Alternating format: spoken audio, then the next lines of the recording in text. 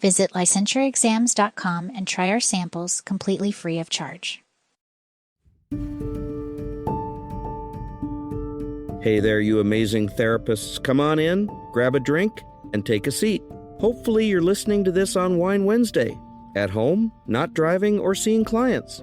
I'm Eric Twaktman, and today we're going to sit with something that may start to pop up in your therapy sessions if it hasn't already: artificial intelligence. If you're studying for your licensing exam, here's what you need to know. The exam doesn't care if you can build a prompt in ChatGPT. Nobody's asking you to code in Claude or use Cowork to modify your therapy notes. The exam tests whether you can hold on to your clinical judgment when an AI tool hands you a different and better answer. That's the whole game, right there. Why? Because AI is going to promise you the world. A treatment suggestion, a risk score, an incredibly clean, neat, and orderly summary of your session. And the question the exam's really asking underneath all of it is, who's responsible for what, and what happens next?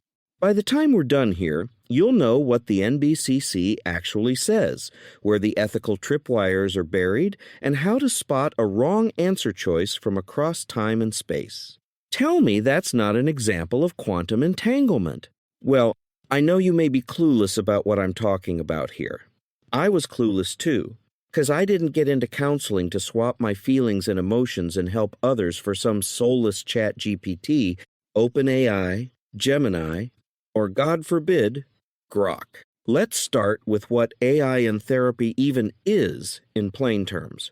It's any AI tool that takes in data and spits out a recommendation, a prediction, or some generated content that you might use in counseling. I know, that's a lot to unpack. Documentation software that drafts your progress notes? That's it. A chatbot that checks in with your client between sessions? That's it. A prompt that flags somebody as an elevated risk? That's it. A scoring engine that you bolted onto an assessment instrument? Same umbrella. All of it. Now here's the core mechanism, and this is the part you might blow right past. These systems produce output based on patterns and data. They don't understand your client.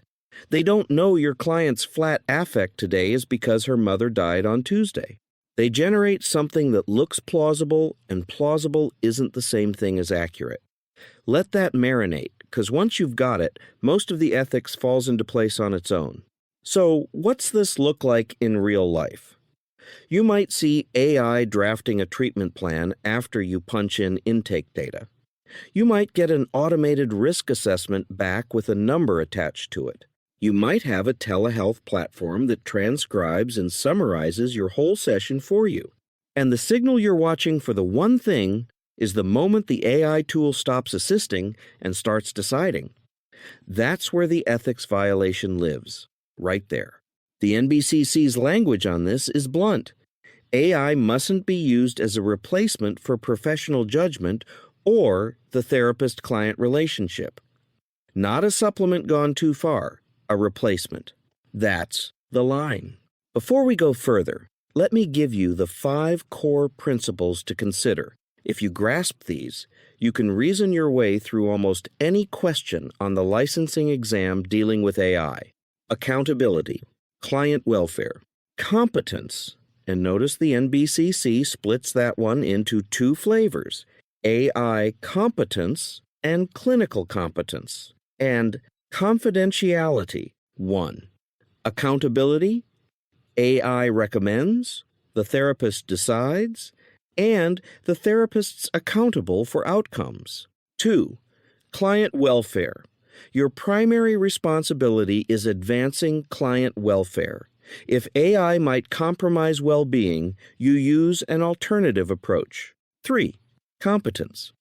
You understand how the AI tool works, what it can and can't do, and how it handles client data before you use it. 4. Competence. AI never replaces your professional judgment or the therapeutic relationship. Your skill in assessment, diagnosis, and treatment still has to be there. And multicultural considerations get folded right in here. 5. Confidentiality. You protect privacy when using or storing client data with these AI tools, with actual policies and safeguards behind it. 5 principles. Say them out loud a couple times. Accountability, client welfare, AI competence, clinical competence, confidentiality. Okay, but what about the person on the other side of it? Your client? Clients' reactions to AI are all over the map. Some are totally fine with it.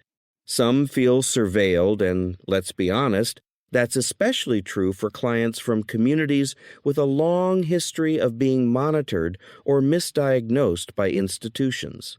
That's not paranoia, that's memory. And the NBCC actually names this as an obligation. You discuss and address client concerns about AI tools and data usage. Don't deflect them, address them.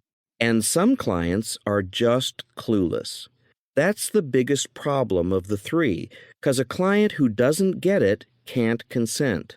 When she finds out later that her words got fed into some system, the rupture won't be about technology. It's about trust. You'll see that framed as a relationship or attachment injury on the exam, not a tech problem. Write that down. That's worth remembering. One more piece here that you might skip entirely: access. Before you engage a client with an AI tool, you'd better make darn sure she actually has compatible technology to use it. If the AI tool requires a smartphone app and she doesn't have a smartphone, that's not her failure to keep up. That's a barrier you just created. Let me separate this from 2 things students constantly mix up. First, telehealth. Telehealth's a delivery method. It's how you and your client end up in the same room. AI's a decision or content tool. You can do telehealth with 0 AI involved. You can use AI sitting face-to-face in your office. Totally different vibes. That said, they overlap constantly in practice, and the NBCC has a whole telemental health section for exactly that reason. AI use gets disclosed in your telemental health informed consent, and the systems have to meet HIPAA and state security standards for digital transmission. You do have a telemental health informed consent, right? Second, standardized assessment. A structured instrument is validated, it's normed, and it's transparent about how it generates a score.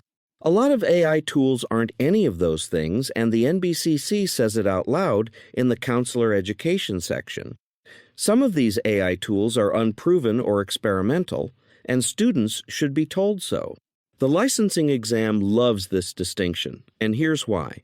A therapist who treats an AI output like a validated test score has already fumbled the bag before they've done anything else. Ethical and legal considerations in AI use. All right. Let me walk you through the 2 areas that may generate the most AI exam questions and, honestly, the most real-world complaints and litigation. Number 1, transparency and consent. The NBCC principles are pretty direct here. You tell the client if and when AI is going to be used. You explain what it's for, what it can't do, and what kind of AI tool it is. Its purpose, limitations, specific types, those 3, every time. You get informed consent specifically for AI, not some vague line buried on page 9 of a 12-page intake packet. Specific. The client gets to opt out. And if they opt out, you provide an alternative service. Run that back, because it's the answer to a whole bunch of exam questions. Declining AI can't cost her care.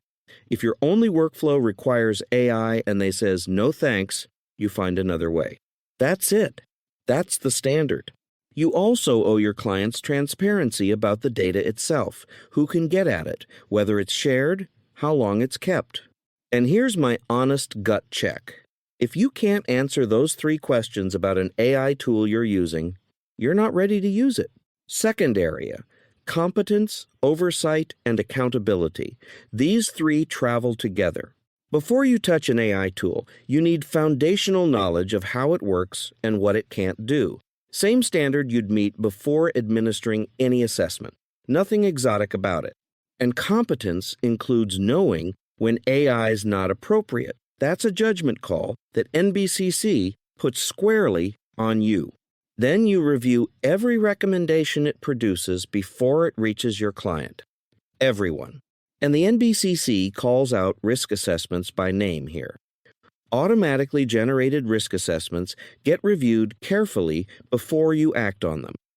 That one can show up on your exam. An algorithm hands you a risk score, and the score isn't the decision. You are. And then, if client welfare is on the line, you override the AI tool. Not negotiate with it, override it. And if the AI tool's causing problems, you don't just quietly work around it, you cease use and report it to the developer or organization. There's also a welfare tenet people forget because it sounds like a business issue rather than an ethics issue. You prioritize client welfare over efficiency or financial incentives for using AI. Read that as, "It saves me 20 minutes. A note is never a defense." Efficiency isn't a clinical justification. Here's the line that anchors this whole conversation. You remain fully accountable for client outcomes. The AI recommends. You decide. There's no version of this where the software takes the blame for you. Practically speaking, that means you document when you used AI, which AI tool you used, and why. 3 parts: instance, AI tool, and justification. It means you actually evaluate whether client outcomes improved, so you know if the thing's even working. And it means you report problems with the AI tool back to the developer and to clients where appropriate. 2 more that show up constantly. Confidentiality client data going into or sitting inside an AI system gets encrypted. Access gets restricted to only the personnel who genuinely need it, and you're meeting HIPAA plus your state's digital privacy law. There's a 4th piece people often miss. You need a policy for securely deleting client data once it's no longer needed. Not just protecting it while you have it, getting rid of it properly when you don't. And bias. AI systems inherit the bias of whatever data trained them. So cultural competence isn't a side note here, it's central, and the NBCC folds multicultural consideration directly into clinical competence and tells therapists to stay informed on AI risks to maintain cultural competence.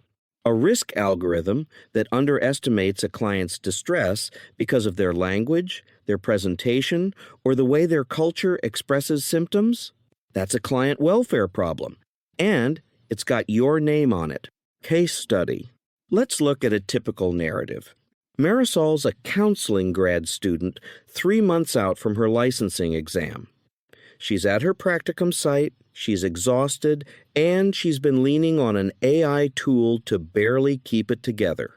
She sits down with her supervisor to talk through how she's been using it. Here's what comes out. First thing, Marisol's been pasting anonymized client details into a general-purpose AI chatbot to generate treatment plan ideas. In her words, I take out the first and last names so my client's covered. Let's take a quick break. Want to know if you're ready for the real exam? Take our free practice test at licensureexams.com and see where you stand today. The only thing she enters is the client's age, diagnosis, country of origin, and the specific circumstances of a recent workplace incident. Taking out a name isn't de-identification. It's not even close. And notice what else is missing. She has no idea whether that chatbot encrypts anything, who at that company can see it, or whether it's ever deleted. She hasn't met a single confidentiality tenet. Second thing, for one client, the AI tool generated a treatment plan built around exposure work for panic. Marisol liked it, It looked clean, it was well organized, so she used it in her next therapy session with her client and started implementing the plan. She didn't check it against her own case conceptualization, since it seemed to cover everything in way more detail than what she remembered of her own attempt.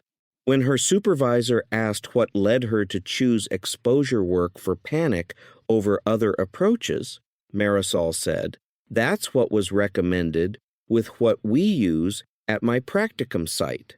Third thing, she never told her client anything about using AI, not at intake and not in any sessions since she first saw her client.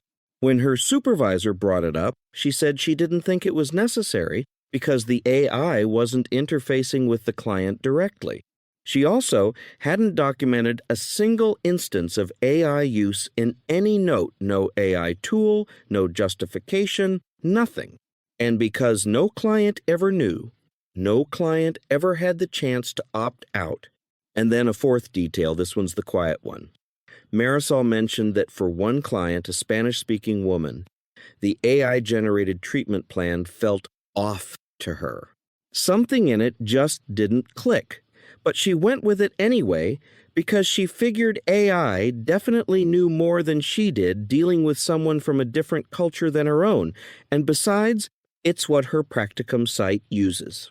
Okay, here's what you should notice looking at all this. None of what was constructed and implemented was done in bad faith. Marisol's a good intern who's just stressed. And that's exactly how ethics violations actually happen in the real world, not through malice, but through fatigue and deference. So, why is this an AI ethics situation and not just a narrative about a stressed-out intern? Let me build it for you. Take the treatment plan first. That's what's recommended at her intern site. Line that up against what we said about accountability. The therapist bears responsibility for clinical decisions and is accountable for client outcomes, and there has to be human oversight of AI-generated treatment plans. Marisol didn't override. She didn't review for appropriateness. She didn't run it against her own conceptualization. She swapped the AI tool's expertise for her own judgment. That's the exact failure. The NBCC principles were written to prevent AI being used as a replacement for professional judgment. Now the Spanish-speaking client. Marisol sensed the plan didn't fit and went ahead anyway. That's a competence and client welfare failure sitting right on top of a bias problem. The principles require intervening or overriding when the client's well-being may be compromised. Her clinical instinct was the signal that the client's welfare might be compromised, and she overrode herself in favor of AI. Her actions were backwards, completely backwards. The consent piece stacks on top. No disclosure, no AI-specific informed consent, no opportunity to opt out, no documentation. That's 4 separate ethics violations in a single omission. Now, here's the counter-argument somebody's going to raise, and it deserves a real answer. You could say the actual problem here is supervision and her practicum site. She's a student. Nobody trained her on this. The site's at fault, not her. Fair. That's a genuine gatekeeping failure, and the NBCC's explicit about it. Supervisors should be knowledgeable about AI tools their supervisees are using. They should address ethical AI use in the supervision agreement. They should monitor supervisees' AI use as part of gatekeeping. And they should intervene when a supervisee uses AI in concerning ways.